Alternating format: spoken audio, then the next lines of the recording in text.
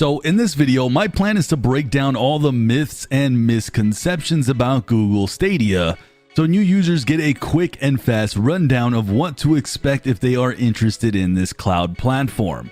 There will be timestamps down below for a quick and easy reference, so your questions can be answered quickly. But with all that said, let's dive into it.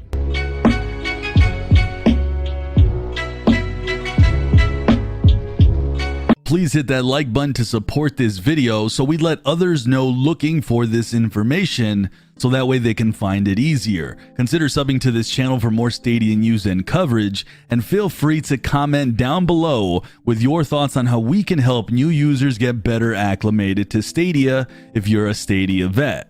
But let's start this video with what I think are the top misconceptions that I get from my comments in my videos and general questions, starting with: do you keep your games that you buy if your Pro subscription runs out? This is easily one of the top questions that I get on my videos, and the short answer is yes. If you happen to just stick around for the free trial and you let it run out and you never ever decide to renew it, but you ended up purchasing a game, you will keep that title and are able to play it anytime you want regardless of your Pro subscription status.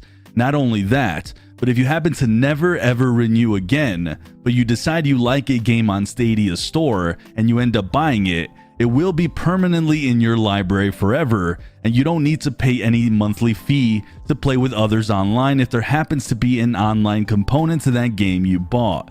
You will always be able to play any game you purchase regardless of your Pro status, so don't worry about keeping up your subscription to play the games that you've purchased. I need the Stadia controller or hardware to actually play the games, right?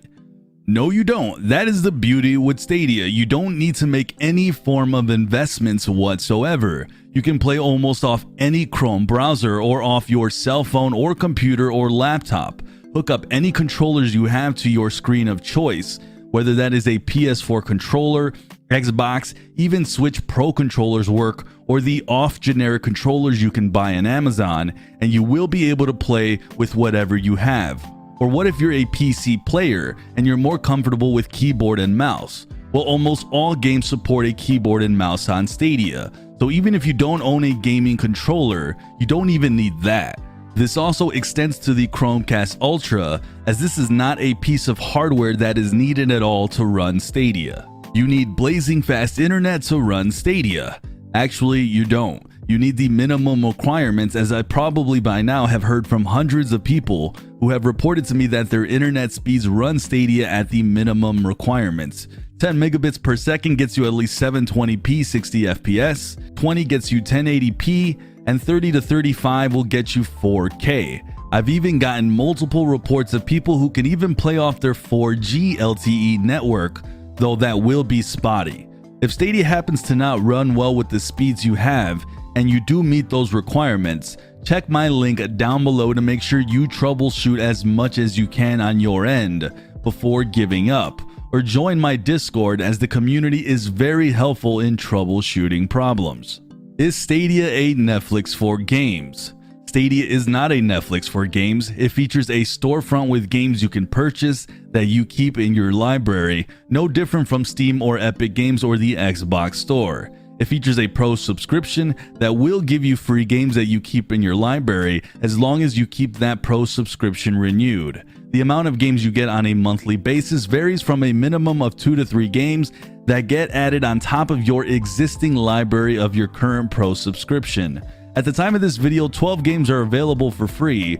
Once you sign up and once you claim those games, they will stay in your library as long as you keep the Pro subscription. So in a way, we have a mini Netflix and a mini Game Pass at the moment, with it growing every month.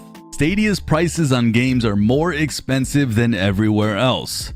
No, and this is easily one of the biggest misconceptions Stadia has. The pricing is very competitive with the other console prices. There is sales on a weekly basis for Pro members and non-Pro members, and discounts have been as low as other platforms at random times when sales have come. Are the prices as dirt cheap as you see on Steam or PC? No, but the prices are competitive and similar with the PS4 and Xbox prices, especially when there is game sales. Now, this is easily my favorite. Google is going to drop this service like they have everything else. Why the heck should I invest? Listen, I'm not a psychic, but I'll tell you why I'm not worried about this. Now, Google has invested a lot into this platform already and have made extremely long-term moves going forward with Stadia. There is now 3 studios that have been made or acquired to work on first-party exclusives that will be using the cloud-specific hardware to its advantage.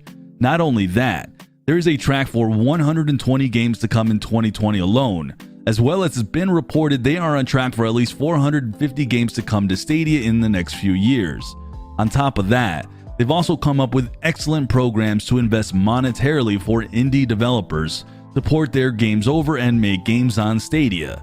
Essentially, there is a crap ton of investment happening with Stadia, and independent outlets have reported that the cloud gaming market is expected to jump from $400 million that it was in 2019 to $2.5 billion in 2023, and that the cloud gaming market will grow to an estimated 124.7 million users by 2022.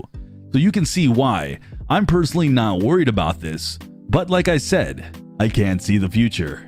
And last but not least, this isn't a misconception or myth, but something I'm wanting to point out. Google offers an extremely generous refund policy. If you happen to buy a game on Stadia and you dislike that game, but if you don't play it for more than 2 hours, you will get a full refund. You do have about 14 days after that purchase to get that refund, but this is a refund policy that's almost exactly like Steam's. This isn't like the Nintendo Switch that once you buy a game on the digital shop, you're stuck with that game forever, regardless of the bugs or issues. With Stadia, there is virtually no upfront investment if you don't want to invest a dime, and this refund policy extends to that. This is a very consumer-friendly gaming platform, and I encourage you to try it with no peril.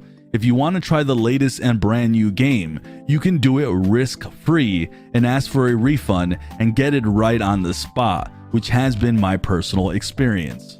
But alright, with all that said, this community is one of the best gaming communities around, and I'm not just saying that, as this tends to be a platform that attracts mostly adults.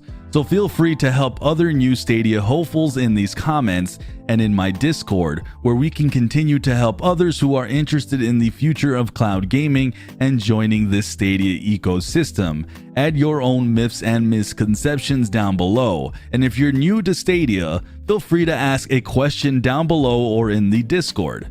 My name is Sunny, and I stream on Twitch and YouTube as well as provide Stadia content, so please subscribe and follow me on Twitch and join our Discord. Thank you guys for watching, and I'll see you guys in the cloud.